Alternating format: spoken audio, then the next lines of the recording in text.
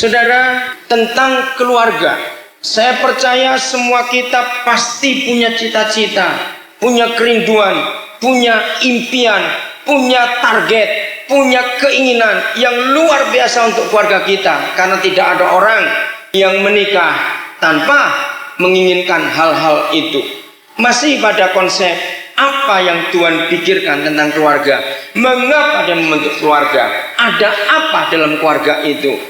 Kalau tadi kita belajar keluarga menghadirkan surga atau mewakili Tuhan di dunia, maka sekarang lebih jauh, anak-anak kita akan dipakai oleh Tuhan dalam pernikahan kita. Dan ini sungguh luar biasa. Pertama, kembali kita lihat Keluaran pasal 1. Keluaran pasal 1, walaupun kita tidak membaca seluruhnya, tapi kita akan ambil konsepnya di situ. Dalam Keluaran pasal 1 kita melihat bagaimana sengsaranya, menderitanya bangsa itu di tangan Firaun. 400 tahun mereka dijajah, mereka diperbudak, mereka mengalami penindasan. Nah, pada saat waktu Tuhan tiba untuk menyelamatkan suatu negeri yang tertindas, ini yang mengagumkan. Tuhan gak cari tentara, tidak cari pemimpin, tidak cari siapa kekuatan lain. Justru pasal 2 ayat 1 yang kita baca tadi, dia mencari keluarga. Ada orang laki-laki Lewi kawin dengan perempuan Lewi, lalu mengandunglah si istri, melahirkan seorang anak laki-laki, dan itulah Musa. Kalau kita pikir apa hubungannya bangsa yang menderita dengan keluarga Lewi ini, secara hal apapun kita nggak akan ketemu hubungannya. Tapi toh Tuhan melihat itu luar biasa. Saya tinggalkan dulu Keluaran 2. Kita lihat Hakim-Hakim pasal 13. Hakim-Hakim pasal 13. Kita lihat ayat ini. Ayat 1 dan ayat 2. Hakim-Hakim 13 ayat 1 dan 2. Orang Israel melakukan pula apa yang bagaimana? Jahat di mata Yahweh. Sebab itu Yahweh menyerahkan mereka ke dalam tangan orang Filistin 40 tahun lamanya. Berarti bangsa itu mengalami penindasan, mengalami siksaan 40 tahun. Sekali lagi kita menemukan konsep keluarga di benak Papa kita di surga. Dia nggak cari pemimpin, dia nggak cari tentara, dia nggak cari raja yang punya kekuatan membebaskan mereka dari musuh-musuhnya. Tidak. Ayat 2, pada waktu itu. Pada waktu kapan? Pada waktu bangsa itu tertindas, menderita 40 tahun. Pada waktu itu ada seorang dari satu daerah dari keturunan orang Dan, namanya Manoah. Istrinya mandul, tidak beranak.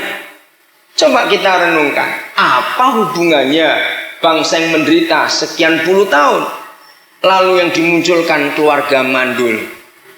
Nggak ada hubungan, bukan? Nggak nyambung, istilahnya begitu. Tapi dua contoh ini menunjukkan kepada kita betapa Tuhan sangat menghargai keluarga.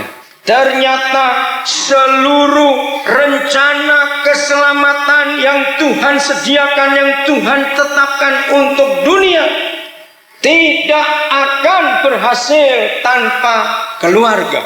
Ini yang mengagumkan sekali. Ada apa?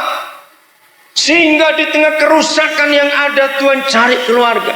Saya percaya saudara, ketika negara kita Indonesia sedang hancur seperti ini, saya percaya Tuhan cari keluarga-keluarga di negeri ini. Begitu pula Papua sedang alami kehancuran seperti ini, maka Tuhan akan tetap cari keluarga. Dari dua keluarga yang kita pelajari, keluarga papa mamanya Musa dan keluarga Manoah, mereka dihadirkan Tuhan dalam situasi yang sama. Bangsa itu sedang menderita, bangsa itu sedang hancur. Ternyata Tuhan menggunakan anak-anak keluarga ini untuk menjadi penyelamat. Betul enggak? Musa lahir dari keluarga Lewi, Simpson lahir dari keluarga orang Dan, dari keluarga Manoah. Begitu hebatnya Tuhan menunggu sampai anak-anak itu dewasa. Saya pernah berpikir, Tuhan, kalau Tuhan menunggu mereka mengandung, lalu melahirkan anak, lalu anaknya dewasa, baru Engkau pakai, berapa tahun lagi mereka harus menderita? Ini pemikiran saya. Apa nggak bisa dipercepat untuk menyelamatkan suatu negeri itu? Apa memang harus dengan pola seperti ini? Kalau saya berpikir, pasti di zaman itu sudah banyak orang-orang anak-anak yang dewasa yang bisa dipakai oleh Tuhan. Betul nggak? Pasti ada. Walaupun kita nggak tahu ayatnya di mana, pasti ada. Tapi buktinya mengapa Tuhan memakai keluarga, dipersiapkan sungguh-sungguh dengan proses yang begitu lama. Mari anak-anak Tuhan, kita menemukan kebenaran ini supaya kita makin mengerti rencana Tuhan, dan kita tidak sembarang untuk menikah. Anak-anak kita jaga jangan sampai salah dalam perkawinan mereka. Ada apa? Tinggalkan dulu dua kisah ini, tapi kita simpan di benak kita. Yeremia pasal 1 ayat 5. Yeremia pasal 1 ayat yang kelima, kita akan menemukan kedahsyatan rencana Tuhan buat keluarga, buat pernikahan itu. Inilah kisah bagaimana Yeremia dipanggil, dipakai oleh Tuhan dalam hidupnya dan menyelamatkan bangsa itu. Sebelum aku membentuk engkau dalam rahim ibumu, aku telah mengenal engkau. Ada 3 fase yang kita lihat, tapi nanti saya akan uraikan. Fase pertama dulu kita akan lihat. Mari kita teliti firman ini, anak-anak Tuhan. Kalau Yeremia belum dibentuk dalam rahim ibunya, pertanyaan, berarti papa mamanya sudah menikah atau belum? Sudah menikah atau belum? Belum. Nah, ini yang mengherankan. Bagaimana papa mamanya belum menikah, anaknya sudah dikenal oleh surga. Nah, ini anaknya siapa? Boleh nggak bertanya begitu? Papa mamanya belum menikah, tapi surga sudah kenal anaknya. Nah, lalu anaknya siapa? Saya kagum pada Roh Kudus. Dia menolong saya. Apa yang saya uraikan, kemuliaan bagi Tuhan. Bukan saya dapatkan karena saya baca buku. Karena Roh Kudus menuntun untuk menemukan kebenaran-kebenaran ini. Kembali jawabannya bukan di buku lain. Jawabannya tetap ada di kitab suci yang sama, cuma di bagian yang lain. Ini dahsyatnya yang namanya Alkitab. Buku di atas segala buku yang otoritasnya luar biasa. Enggak ada apa-apa yang kita lihat di jagat raya ini kalau tanpa firman. Betul tidak? Semua karena firman ini luar biasa. Maka saya tutup kitab Yeremia karena saya nggak pernah mengerti bagaimana mungkin orang tuanya belum menikah tapi Tuhan sudah mengenal anak-anaknya. Dari mana ini kisah? Lalu berapa saat kemudian Tuhan ketemukan jawabannya untuk saya di Efesus 1 ayat yang keempat. Beri tanda Yeremia 1. Nanti kita kembali ke situ karena ada 2 pasal lagi kita akan selesaikan. Efesus pasal yang pertama ayat yang keempat, saudara. Sebab di dalam Kristus Yesus Tuhan, yaitu Bapa kita, telah memilih kita sebelum dunia dijadikan dengan target supaya kita kudus dan tak bercacat di hadapan. Nah, mari kita renungkan. Kalau ada orang-orang yang dia pilih, ini enggak semua, tidak semua. Kalau ada orang-orang yang dia pilih sejak dunia belum jadi, berarti ini lebih jauh lagi daripada sekedar orang tua yang menikah, anaknya belum ada, Tuhan sudah kenal. Karena kalau sampai dunia belum jadi, berarti Adam Hawa sudah ada belum? Belum. Tapi di surga ada orang-orang yang sudah dia kenal dan dia pilih dan dia tetapkan. Wah, ini lebih dahsyat lagi. Saya kejar terus Papa di surga. Siapa orang-orang ini? Betul nggak, saudara? Berarti sudah ada pribadi-pribadi itu sebelum dunia ada. Hebat Tuhan kita. Saudara, maka itu kitab suci kita adalah satu-satunya kitab suci agama di dunia ini yang menetapkan, yang membicarakan jauh sebelum apa-apa terjadi. Khususnya mengenai anak-anak, mengenai keluarga. Kitab suci kita ini luar biasa. Masih belum jelas buat saya, tapi saya mulai lihat. Oke Tuhan, kalau begitu sudah ada orang-orang tertentu yang kau kenal di surga sebelum semua kami ada di dunia ini. Siapa orang-orang itu? Saya tinggalkan dulu kitab Efesus, masih belum jelas. Satu hari dia bawa saya untuk melihat satu fakta. Berkali-kali saya itu diundang ke sekolah-sekolah Alkitab, sekolah-sekolah teologi untuk khotbah waktu wisuda, pembukaan tahun ajaran baru. Nah, di semua sekolah Alkitab yang saya pernah diundang, selalu ada kata yang sama dari semua pimpinan dan direktur sekolah Alkitab itu. Begini pendapat mereka. Setiap angkatan, Pak, pasti ada anak-anak atau mahasiswa yang sudahlah, kami tuh nggak pakai ngurus, nggak doakan, tidak apa-apa. Mereka tuh baik-baik. Tapi pasti juga ada mahasiswa-mahasiswi yang sudah dilayani, didoakan, diurus, masih bengkok-bengkok. Dia bilang begitu. Nah, terus saya juga mikir dalam hidup ini. Dalam saya melayani, saya percaya semua rekan-rekan hamba Tuhan pun pernah punya kasus yang sama. Ada orang-orang tertentu dalam pelayanan kita, nggak pernah kita urus, nggak pernah kita perhatikan, nggak pernah kita doakan, otomatis baik sendiri. Nggak ngerepoti, nggak membuat masalah, hidupnya begitu rohani di hadapan Tuhan. Saya mulai terpikir, kenapa ada dua kelompok orang ini? Lalu klimaksnya, saudara, coba dengarkan contoh-contoh ini. Dan saya minta kalau saudara pernah melihat kasus itu atau saudara ngalami, saya minta saudara angkat tangan. Ini penting. Berapa waktu kemudian saya itu mendengar kesaksian-kesaksian di banyak tempat. Ada keluarga-keluarga yang sebelum bertobat itu sudah punya anak. Sebelum bertobat, belum lahir baru. Begitu mereka lahir baru jumpa Yesus, hidupnya dipulihkan. Mereka sudah nggak berpikir pengen punya anak lagi. Sudah enggak. Tiba-tiba istrinya hamil. Anak terakhir sudah belasan tahun, sudah 10 tahun. Wah, mereka bingung. Kenapa ada lagi? Nah, yang hebat, dengarkan. 100% anak-anak yang lahir terakhir dari keluarga seperti ini, mereka itu anak-anak yang hebat. Rohaninya luar biasa. Karakternya bagus, kepintarannya beda dengan kakak-kakak. Keluarga ini cerita, keluarga itu cerita, keluarga yang lain. Kok makin banyak saya ketemu keluarga seperti itu. Ada yang pernah ngalami? Ada yang pernah tahu teman saudara seperti itu? Sebut, yang ada angkat tangan, saya ingin tahu. Ada? Satu, siapa lagi? Yang ada angkat tangan yang pernah tahu. 2, keluarga itu udah 3. Saudara, nah, saya mulai menggabungkan hal-hal ini. Kalau begitu, siapa anak-anak itu? Sekali lagi, iman kita harus seperti ini. Masalah apapun, kalau saya berkata masalah itu nggak harus negatif. Buat saya kasus-kasus itu masalah. Kasus di sekolah-sekolah Alkitab, apa yang saya hadapi pada keluarga itu, ini sebuah masalah.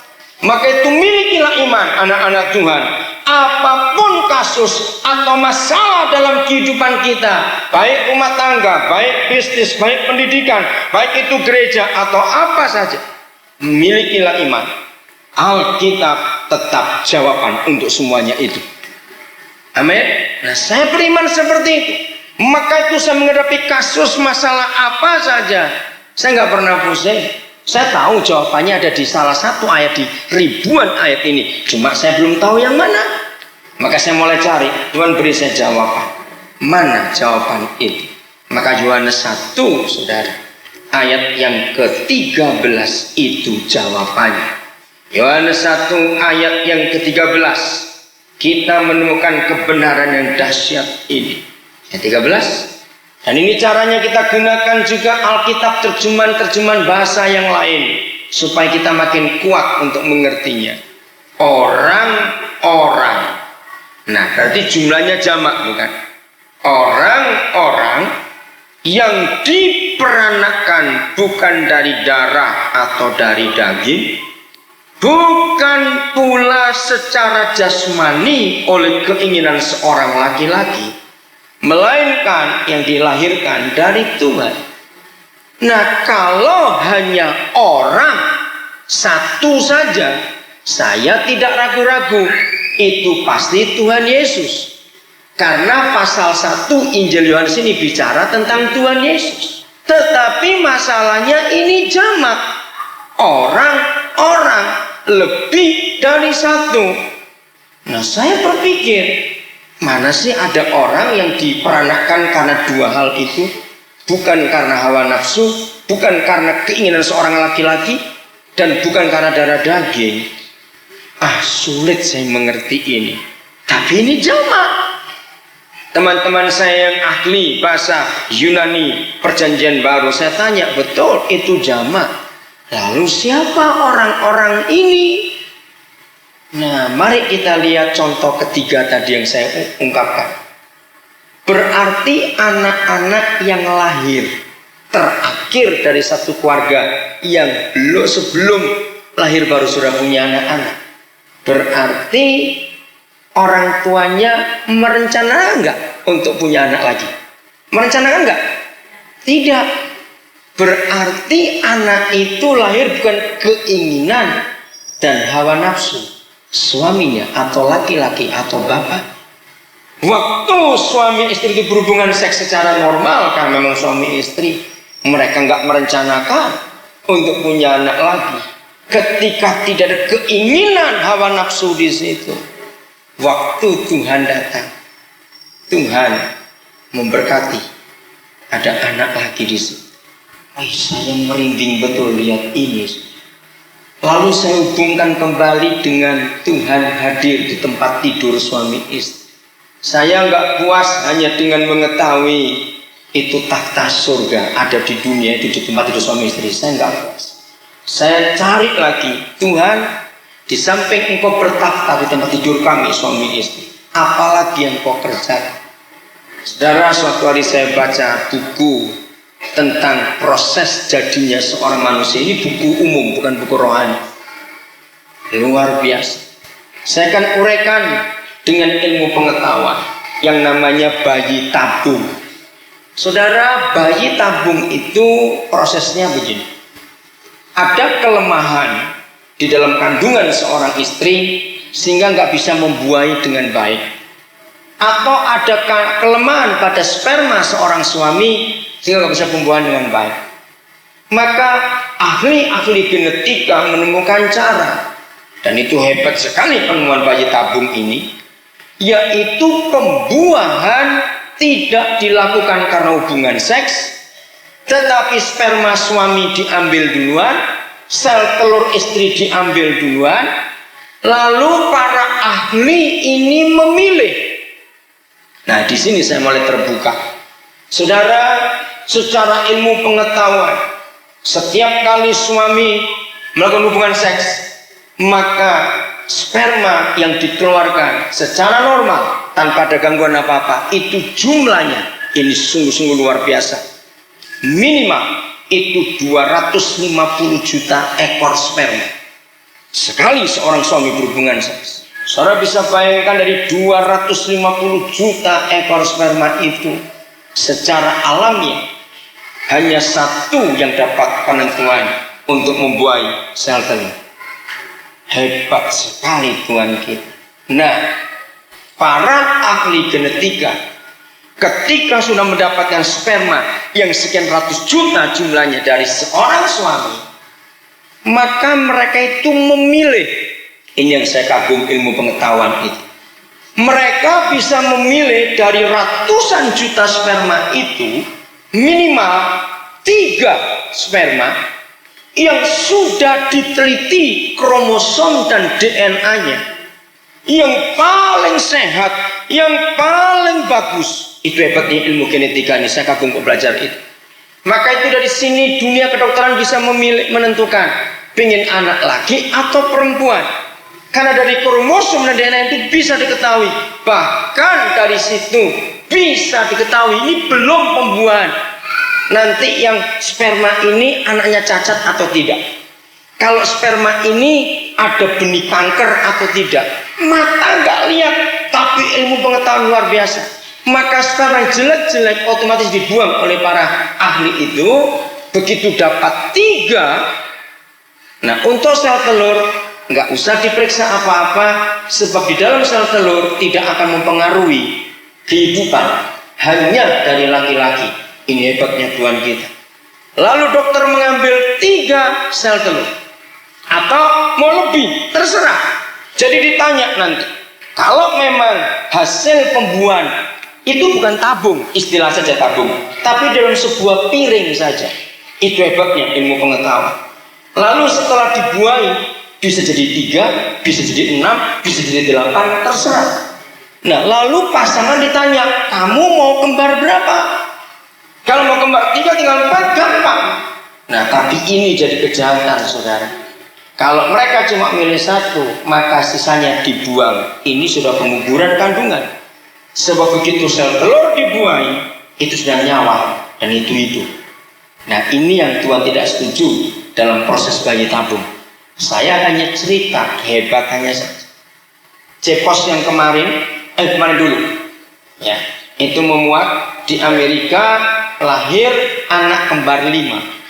Ada satu keluarga yang ingin punya anak, tapi nggak bisa punya anak, tapi mereka nggak mau repot.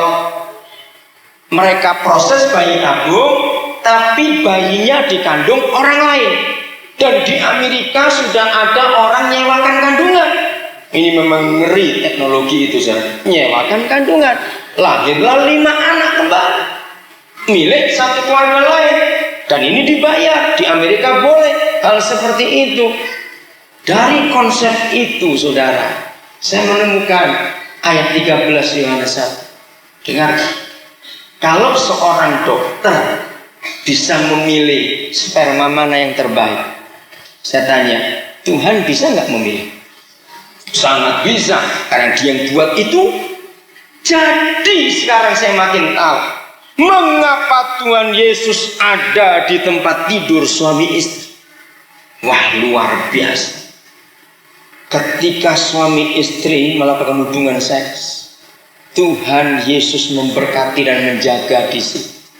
Maka Dialah yang menentukan jadi anak atau tidak. Dia pilih kromosom yang terbaik, DNA yang terbaik dari satu sperma. Dengan penentuan Tuhan untuk Dia berkata ini yang bisa dibuat. Saya ingin ambil konsep Yunus. Kalau saudara baca 4 pasal kitab Yunus, maka ada kata kunci dalam kitab itu. Nanti pulang dibaca mulai pasal 1 sampai pasal 4. Dan saya suka memperhatikan kata ini. Atas penentuan Tuhan. Itu diulang-ulang. Atas penentuan Tuhan datanglah badai. Atas penentuan Tuhan datanglah seekor ikan. Atas penentuan Tuhan dimuntahkanlah Yunus di Niniwe. Atas penentuan Tuhan tumbuhlah sebuah pohon jarak. Atas penentuan Tuhan datanglah seekor ulat. Nah, kata itu yang luar biasa. Berbahagialah anak-anak Tuhan kalau seluruh konsep kehidupan kita yang kita lakukan semua atas penentuan Tuhan, pasti aman hidup kita. Termasuk kalau engkau menikah, anak-anak muda, jangan atas penentuan hansip. Awas kamu dalam nama Yesus. Biar kalau engkau menikah juga atas penentuan Tuhan. Amin. Maka gak akan salah jodohmu, dan kau akan mempunyai rumah tangga diberkati Tuhan luar biasa. Maka atas penentuan Tuhan akan jadi anak atau tidak dalam hubungan. Maaf, maka itu jangan ada hawa nafsu. Itu sebabnya, maaf saya jangan tersinggung kalau saya ngomong ini. Mengapa semua anak pertama yang dilahirkan karena hubungan seks sebelum menikah pasti membawa roh perjinan sejak dia masih kecil? Saya ulang, membawa roh perjinan sejak dia masih kecil.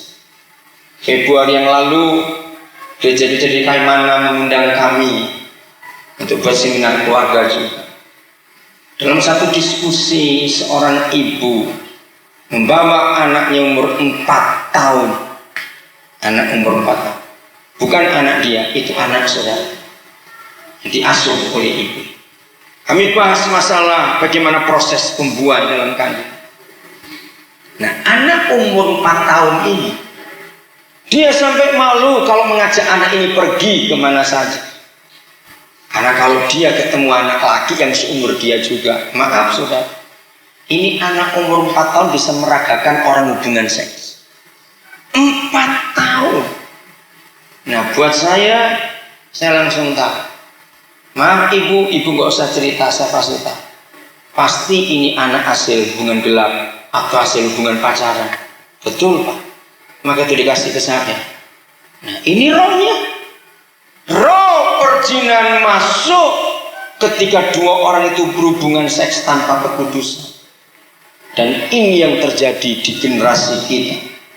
Anak-anak seperti itu memenuhi tanah ini. Kecil-kecil saudara sudah kelihatan sifat cabulnya. Maka sebelum remaja mereka sudah rusak dirinya. Dan anak-anak seperti itu, baik laki maupun perempuan sama. Kebetulan mereka mana anak perempuan sama yang laki itu. Maka kerjaan mereka cuma berhubungan seks kemana-mana. Karena roh itu mereka bawa dari kedua orang yang melahirkan mereka. Maka itu gereja kita harus segera menolong mereka. Saudara, makin hari di generasi kita ini makin sedikit anak-anak muda yang menikah masih dalam kekudusan. Mari kita jujur, saya pernah menghitung dan ngeri, sudah 85% pernikahan di Papua sudah hamil duluan. Nah sekarang orang gak malu-malu menikah dengan perut besar, dan itu berani mengundang orang lagi. Sudah gak malu. Dan ini menyedihkan. Maka tanah ini akan penuh dengan anak-anak seperti itu. Dan anak-anak seperti itu hampir 100% akan meneruskan kelakuan orang tuanya. Nanti mereka akan menikah juga akan hamil sebelum menikah.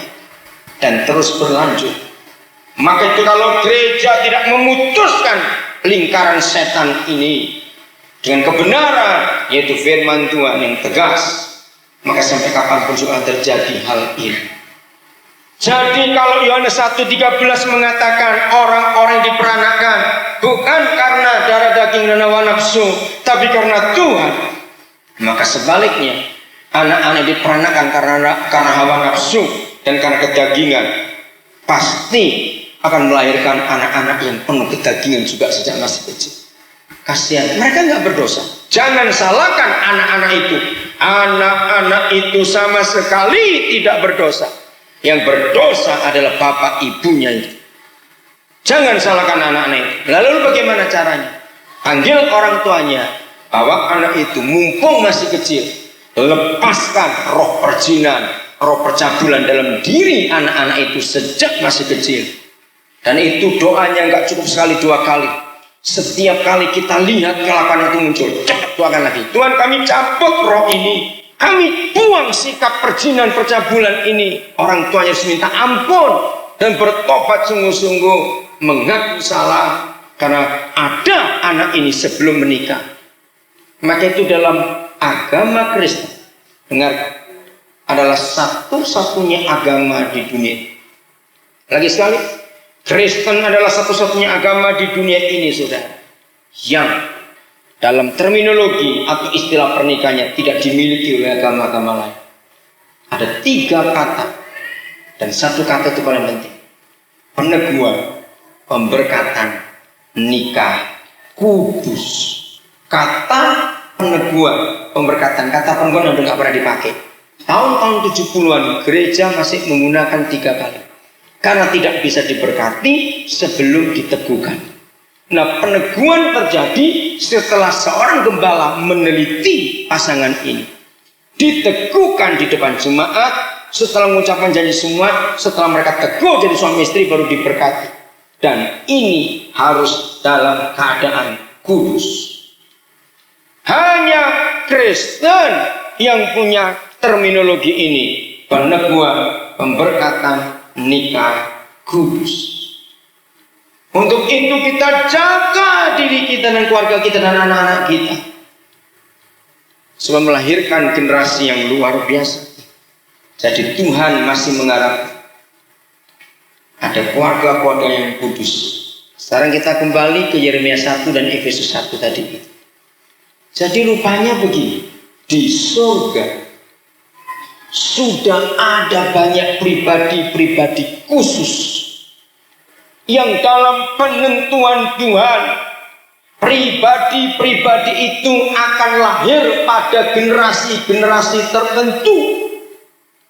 Dan setiap waktu ketika penentuan Tuhan tiba, anak-anak itu atau pribadi-pribadi kudus yang sudah dipilih Tuhan sejak dunia belum jadi dan mereka tersimpan di surga, waktunya untuk lahir, maka Tuhan akan mencari suami istri yang mana yang cocok untuk anak ini. Mengerti saudara? Maka ketika dia melihat keluarga Lewi yang kawinan orang Lewi, itu waktunya Musa lahir. Surga berkata, inilah orang tua Musa. Ketika waktu Simson lahir sudah tiba, maka Tuhan cari suami istri siapa. Maka dia melihat keluarga Manoah yang cocok. Betapa berbahagianya anak-anak kita kalau mereka menikah dengan benar. Tuhan akan titipkan orang-orang hebat ini pada pernikahan mereka. Dan kita akan punya cucu-cucu yang hebat-hebat di dunia ini. Bisa ngerti firman itu? Maka itu Tuhan teliti dengan pernikahan. Tuhan cerewet dengan keluarga. Karena dia akan menitipkan orang-orang hebatnya untuk pernikahan-pernikahan kita. Kalau pernikahan kita benar. Maka itu saya anti dengan keluarga berencana. Karena kalau pernikahan saudara benar, jangan takut punya anak sampai 20-30. Maka nggak akan menyusahkan saudara. Mereka akan selamat dan jadi berkat yang luar biasa. Tuhan hanya titip kepada kita. Katakan amin. Karena itu anak-anak yang hebat. Maka anak-anak orang benar seperti itu akan memenuhi bumi dengan urapan kuasa Tuhan yang dahsyat dan hebat-hebat itu. Bayangkan kalau masing-masing kita punya anak seperti Musa, seperti Simson, seperti Yeremia, seperti orang-orang hebat itu. Apa yang kita takutkan? Anak itu akan pernah buat masalah, anak itu akan mati kelaparan. Tidak, karena Tuhan yang membutuhkan, Dia hanya titip kepada kita. Itu yang Tuhan rindukan atas kehidupan kita ini. Kalau pernikahan kita benar, maka itu jangan ada yang KB kalau pernikahan kita benar. Tapi kalau saudara tahu ada keluarga nggak beres, lebih baik KB sampai mati. Jangan pernah punya anak. Kalau keluarga itu punya anak, pasti jadi bajingan untuk anak-anak dan bikin susah. Karena sudah nggak benar sejak belum masuk pernikahan. Ini konsep Alkitab luar biasa hukum Tuhan. Inilah yang Tuhan rindukan dalam kehidupan kita. Mari kita lihat bagaimana Tuhan menunjukkan perkara-perkara hebat ini dalam kehidupan kita. Dan itu sungguh luar biasa.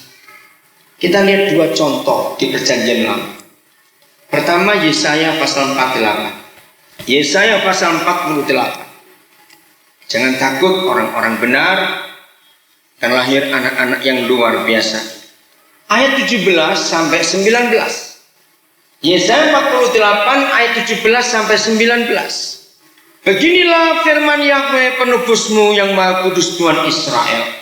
Akulah Yahweh Tuhanmu yang mengajar engkau tentang apa yang memberi faedah, yang menuntun engkau di jalan yang harus kau tempuh. Suami istri, anak-anak muda, inilah Tuhan kita, inilah Papa kita yang mengajar dan yang menuntun.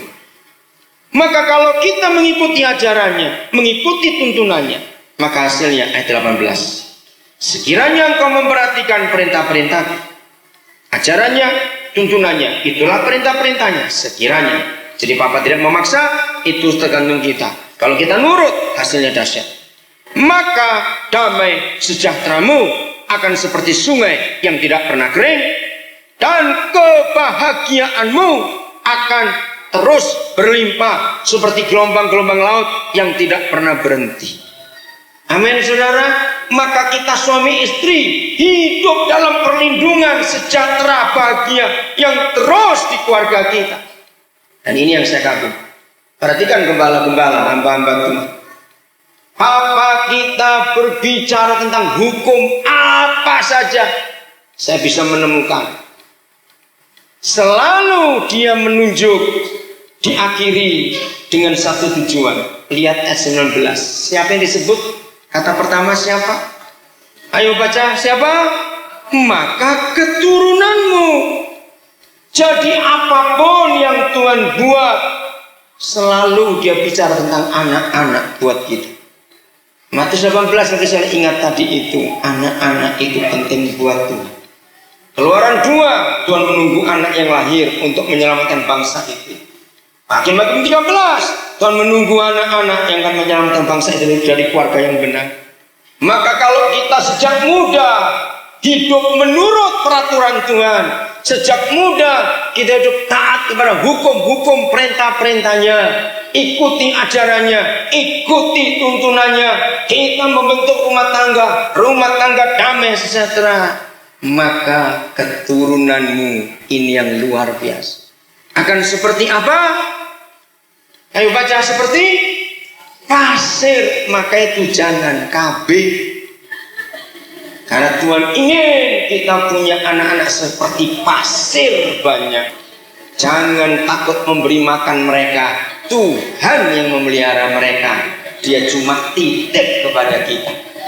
Kalau di Amerika orang bisa nyewakan kandungan, lalu setelah lahir itu top yang tanggung jawab orang tuanya. Seperti yang terakhir 5 lahir itu, saudara, 5 bayi kembar lahir. Bukan urusan yang mengandung, yang beranak, urusan papa mama. Dia cuma dibayar kok. Begitu pula kita dengan Tuhan. Kalau kita keluarga benar, pernikahan benar, punya anak seperti pasir, jangan takut. Nggak ada yang amin. Takut semuanya, jangan takut. Tuhan memberkati luar biasa karena dia di surga sampai hari ini masih banyak orang-orang itu, dan dia cari rumah tangga mana yang cocok. Anak cucumu seperti apa? Kersik banyaknya. Apa itu kersik? Kersik itu anaknya pasir. Jadi kalau pasir laut sudah nggak terhitung, lalu pasirnya beranak, lebih banyak lagi itu cucu-cucu kita. Amin. Jangan takut, saudara. Saya sudah dipanggil opa oleh 157 cucu sekarang ini. Dan saya begitu bangga. Kenapa? Saya percayakan firman ini. Mari kita baca sama-sama kalimat terakhirnya. Ini yang jaminan kita. 1, 2, 3. Nama mereka tidak akan dilenyapkan atau ditiadakan dari hadapanku. Amin kan, cepat. Berbahagia tidak kalau seluruh keturunan kita, anak cucu cicit kita, sampai selama-lamanya nama mereka tidak akan dilenyapkan di hadapan Tuhan. Coba bayang.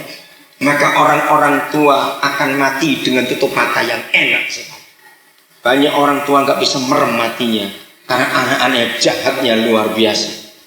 Dan ini jaminan kalau rumah tangga kita benar, sejak masuk pernikahan sudah benar, sudah hidup kudus, jangan takut anak kita nggak akan ada yang jadi penjahat.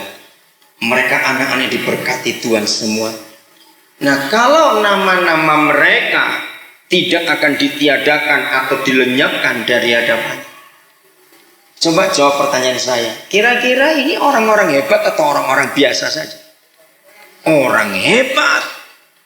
Jadi jangan takut punya anak banyak kalau kita pernikahan kita benar. Jangan takut. Saudara, karena kami menikah sudah terlambat. Kami menikah menjelang umur 40. Maka secara medis pun sulit dan berbahaya. Tapi kami tidak menjaga, tidak. Kami rela, enggak diberi pun rela. Diberi pun akan kami terima. Dan ini contoh yang luar biasa kami ingin berikan. Kami enggak punya anak-anak kandung. Tetapi Tuhan mempercayakan kami anak-anak yang Tuhan pakai secara luar biasa di dalam pelayanan, di dalam segala hal. Maka itu bagi keluarga-keluarga yang gak punya anak, jangan putus asa. Masih ada banyak anak yang lain yang kita perlu urus. 4 hari yang lalu, tiba-tiba Tuhan ingatkan saya untuk kontak pada satu keluarga yang tidak punya anak. Maka itu mereka kaget. Saya sudah 12 tahun ke hubungan keluarga ini. Bayangkan waktu yang lama, 12 tahun. Tiba-tiba Tuhan ingatkan. Lalu saya tanya kiri kanan di mana mereka, dan saya dapat. 4 hari yang lalu saya SMS dia. Betul ini, tapi saya langsung sampaikan pesan. Tuhan akan titipkan anak kepada kalian. Langsung dia telepon saya, saudara. Sampai gemetar suami istri bicara lewat telepon. Kenapa? 2 hari sebelum saya SMS dia, salah satu keluarganya yang belum menikah hamil dengan pacarnya, tapi pacarnya tidak mau mengakui kalau itu anaknya. Lalu keluarganya ini marah dan mau digugurkan anak itu. Lalu keluarga tidak setuju. Anak yang hamil ini maksa menggugurkan. Jangan, saya mau tanya dulu. Maka keluarganya telepon 2 orang ini. Mereka nggak bisa jawab. Sebab mereka sudah umur berapa? Sudah lama mereka menikah. Tapi karena Tuhan menyuruh saya untuk SMS kontak itu, saya juga tidak tahu. Jadi di tengah-tengah mereka mencari jawaban. Secara logika mereka nggak ingin ambil. Karena mereka memang sudah siap nggak punya anak, tidak apa-apa. Saudara, mereka menangis waktu dapat berita itu. Sekarang kami nggak ragu-ragu, kami akan ambil anak itu. Saudara, ini contoh. Saya cuma bilang kepada dia, Tuhan akan titipkan anak kepada kamu, pelihara dia. Nah, di sekitar kita begitu banyak anak yang nggak ada orang tua. Berbahagialah kita kalau kita mau mengambil anak itu begitu mulia anak Tuhan. Amin. Kita layani dulu, kita bebaskan dulu dari semua kekacauan. Ketika dia dibentuk dalam kandungan ibunya itu. Saudara, itu dahsyat. Salah seorang anak yang kami asuh. Sekarang lagi di Sorong. Di suatu pulau, saya lupa namanya. Kalau saya buka SMS saya kan. Saudara, saya dapat anak ini sebagai anak piatu. Sampai sekarang itu nggak pernah tahu di mana ayahnya. Waktu saya ambil dia, ketika saya ketemu ibunya, yakin betul ini pasti bukan ibu kandung. Saya nggak mau tanya pada ibunya ini anak siapa, karena bedanya jauh. Masa setua ini bisa punya anak ini? Oke lah. Saudara, akhirnya saya asuh anak ini. Saya sekolahkan dia. Lulus SMA, dia diterima di teknik kelautan. Dia ngambil 2 jurusan waktu itu, kedokteran dan kelautan. Dia mau dua-dua itu, salah satu antara 2. Akhirnya diterima di teknik kelautan. Dalam waktu cepat dia bisa lulus. Seminggu sebelum wisuda, dia dapat tawaran untuk ambil S2-nya di Prancis. Saudara, jadi wisuda tanggal 20 Desember 2001. Dia dapat tawaran 12 Desember 2001. Setelah saya urus semuanya, tawaran itu beasiswa ke Prancis. Pada tanggal 20 Januari 2002 saya antar dia ke Prancis. Untuk cari pendaftaran sekolah itu, saya carikan tempat kos di sana. 4 Februari 2002 dia mulai kursus bahasa Prancis dari nggak tahu sama sekali bahasa Prancis. Agustus 2002 dia selesai kursus bahasa Prancis. September 2002 dia mulai kuliah S2. Sebagai orang tuanya saya itu khawatir apa dia mampu, karena dia nggak bisa bahasa Prancis sama sekali. Ternyata dia mulai kuliah September. Selama dia kuliah 3 kali saya mengunjungi dia ke sana untuk memberi dorongan, memberi kekuatan. Oktober tanggal 14 2004 dia diwisuda masternya. November tanggal 8 2004 dia langsung ngambil S3. Dan hari-hari ini dia sedang membuat penelitian di Teluk Cendrawasih Nabire dan di ujung Papua. Kenapa? Karena S1-nya, S2-nya, penelitiannya adalah Teluk Cendrawasih. Saya tanya, waktu S1-nya, kenapa kamu meneliti Laut Nabire? Itu mengatakan saya sebab papa mama tinggal di Nabire. Dan saya harus nolong. Luar biasa. Saudara, bukan anak kandung kami. Kami sekolahkan. Dan dia kami siapkan nanti 2008 kami akan buka perguruan tinggi di Nabire. Dia akan jadi dekan untuk Fakultas Teknik Laut. Ini yang Tuhan siapkan, ada ratusan. Saya akan cerita ini banyak. Waktu perpisahan saudara, tanggal 26 Desember setelah Natal, di suatu kampung di daerah Minahasa, rame sampai 2 hukum tua datang dengan masyarakatnya untuk bersyukuran itu, karena mereka di kampung itu belum pernah ada orang yang keluar negeri baru anak ini. Hebat sekali Tuhan bekerja. Saudara, inilah Tuhan yang kita percayai, anak-anak kita yang diberkati. Amin. Yeremia pasal 35. Yeremia pasal 35. Ada satu keluarga lagi yang hidupnya luar biasa. Yeremia pasal 35, yaitu orang-orang Rekab. Kisah yang sangat unik. Mulai ayat yang pertama saya akan baca sampai ayat yang ke-6. Firman yang datang dari Yahweh kepada Yeremia bunyinya di zaman Yoyakim bin Yosia raja Yehuda. Pergilah kepada kaum orang Rekab, bicaralah dengan mereka, dan bawalah mereka ke rumah Yahweh, ke dalam salah satu kamar. Kemudian berilah mereka minum anggur. Rekab ini bukan orang Israel, tapi pada zaman yang sebelumnya, kalau nggak salah zaman Yosua atau zaman sesudahnya, orang-orang ini bertetangga dengan Israel. Jumlahnya sedikit waktu itu. Maka mereka minta izin kepada pemimpin Israel, boleh nggak kami bergabung? Silakan. Lalu mereka jadi pegawai, tenaga kasar di Israel pada zaman itu. Ternyata mereka hidup turun-temurun, tidak pernah pindah, dan mereka disebut orang-orang asing bagi Tuhan. Dan mereka pun dapat berkat yang sama. Hukum Taurat mengatakan orang asing untuk dilindungi. Terus, maka aku menjemput Yasanya bin Yeremia bin Habasinya beserta saudaranya dan semua anaknya, pendeknya segenap kaum orang Rekab. Aku membawa mereka ke rumah Yahweh, ke dalam kamar anak-anak Hanan bin Yedaya abdi Tuhan. Itulah kamar yang di sebelah kamar para pembesar, di atas kamar Maaseiah bin Salum penjaga pintu. Di depan anggota-anggota kaum orang Rekab, aku meletakkan piala-piala penuh anggur dan cawan-cawan. Lalu aku berkata kepada mereka, silakan minum anggur. Tetapi mereka menjawab, kami tidak minum anggur, sebab Yonadab bin Rekab bapak leluhur kami. Bayangkan saudara, ini sudah puluhan generasi mereka hidup di Israel, tidak pernah tahu lagi siapa Yonadab bapak leluhurnya. Katanya, janganlah kamu atau anak-anakmu pun minum anggur sampai selama-lamanya.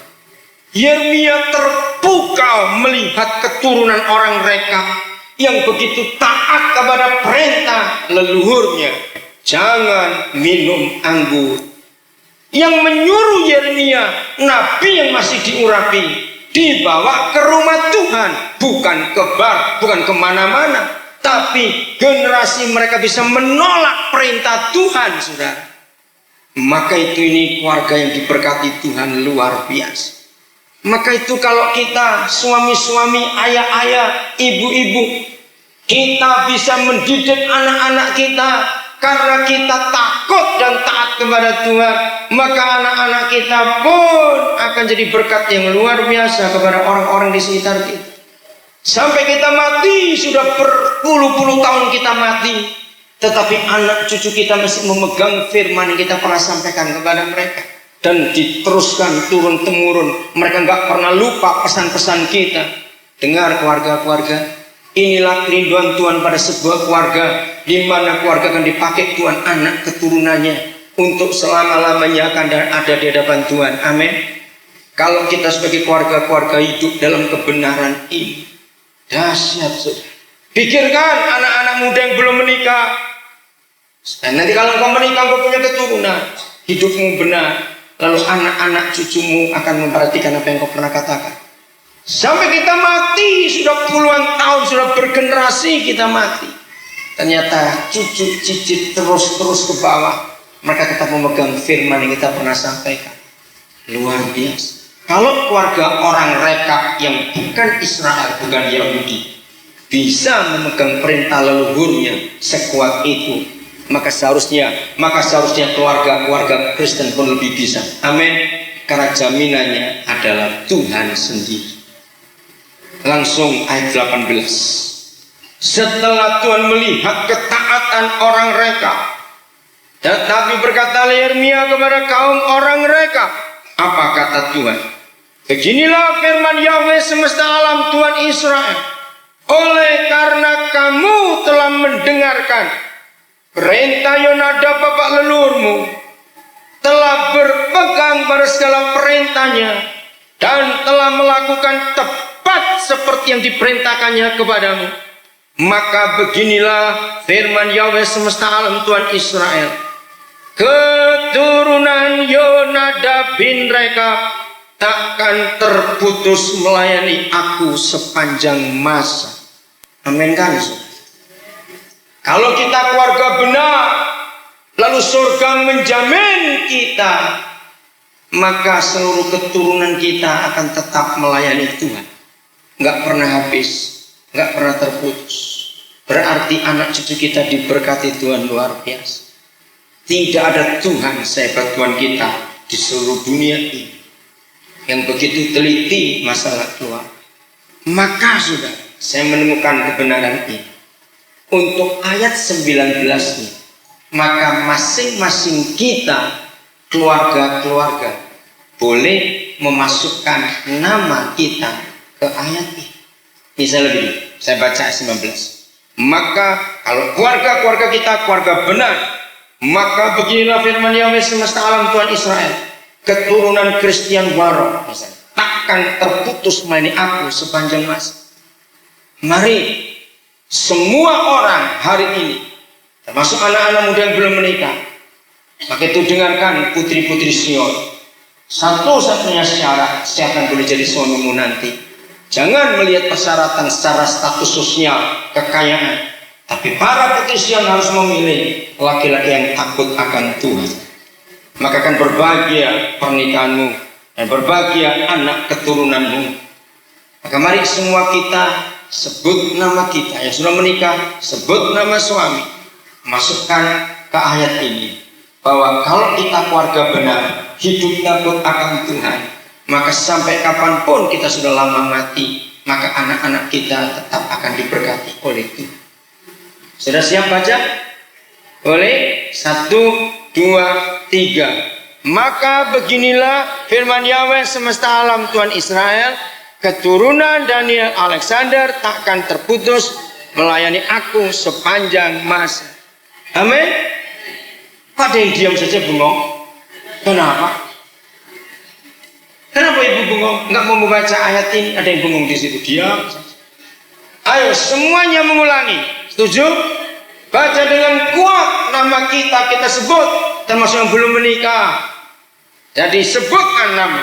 1, 2, 3. Maka beginilah firman Yahweh semesta alam, Tuhan Israel. Turunan Daniel Alexander takkan terputus melayani aku sepanjang masa. Katakan amin, saudara. Ini dahsyat sekali. Nah, inilah 2 contoh di perjanjian lama. Bagaimana kalau hidup orang tua itu benar, anak cucunya akan dipakai Tuhan terus tanpa putus-putus. Maka itu bisa bayangkan dunia akan seperti apa kalau anak-anak keturunan kita semua hidup seperti ini. Yang terakhir kita kembali ke Yeremia 1 tadi. Baik, fase kedua, ya, Yeremia 1, fase kedua. Setelah orang tuanya menikah. Ya, setelah orang tua menikah, perhatikan. Aku telah memutuskan engkau, Yeremia.